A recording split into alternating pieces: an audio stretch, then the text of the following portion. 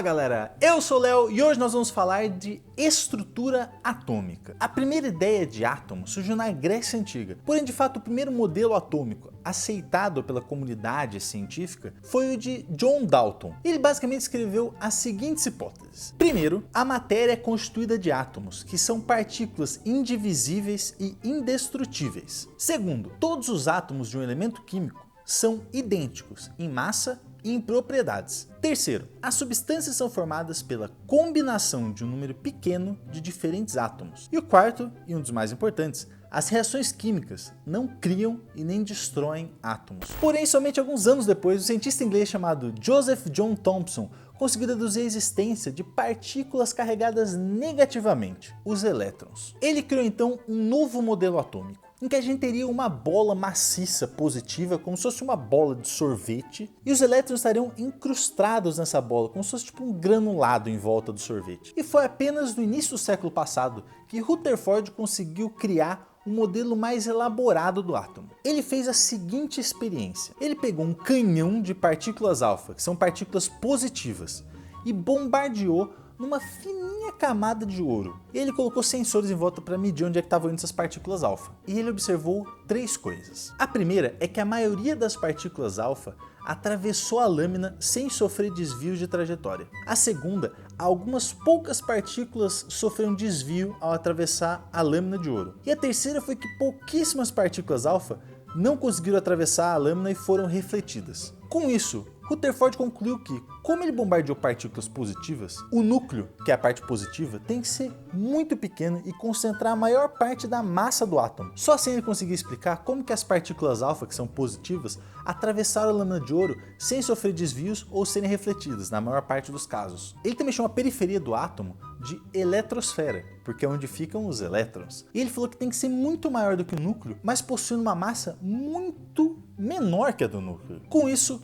Rutherford chegou a este seguinte modelo atômico, em que os elétrons ficam na eletrosfera e o núcleo é composto de partículas pesadas e positivas, os prótons. E somente algumas décadas depois, com Chadwick, que a gente descobriu a existência de partículas pesadas no núcleo, com carga neutra, os nêutrons. Por isso hoje em dia a gente vê o átomo como sendo um núcleo que concentra quase a totalidade da massa ali, contendo partículas pesadas positivas, os prótons, e partículas pesadas neutras, os nêutrons. Enquanto os elétrons são muito menores em massa do que os prótons e os nêutrons, estão na eletrosfera girando em volta desse núcleo. Agora, esses átomos têm propriedades, certo? E a principal propriedade de um átomo é o número atômico, Z, que é o número de prótons que um átomo tem. Por que essa propriedade é tão importante? Porque o número atômico define a qual elemento químico esse átomo pertence. Ou seja, independente de qualquer coisa, se um átomo tem 47 prótons, ele é um átomo de prata.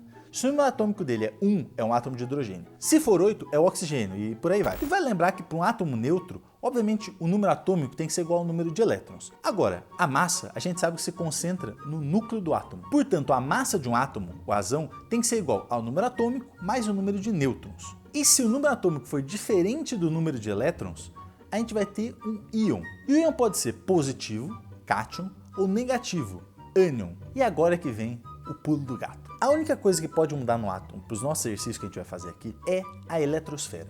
O núcleo nunca vai mudar. Então se eu tenho um átomo de cloro e de repente ele vira cloreto, que é o Cl-, ele ganhou um elétron na eletrosfera. Se ele passar de sódio, Na, para Na+, quer dizer que ele perdeu um elétron na eletrosfera. E a gente pode comparar esses átomos. Por exemplo, os isótopos são os que possuem o mesmo número de prótons, ou seja, mesmo número atômico, mas têm massa diferente, portanto terão uma quantidade diferente de nêutrons. Por exemplo, esses dois carbonos aqui, ou os famosos isótopos de hidrogênio, prótio, deutério e trítio. Em seguida a gente tem os isóbaros, que são átomos que têm a mesma massa, mas possuem número de prótons diferentes, ou seja, são elementos químicos diferentes, como por exemplo o cálcio e o argônio. E por fim nós temos os isótonos, que possuem o mesmo número de nêutrons, porém número atômico e massa diferentes, como o cálcio e o potássio, por exemplo. Agora você está percebendo que toda hora que eu falo o nome de algum composto, aparece um símbolo aqui com os números em volta, mas o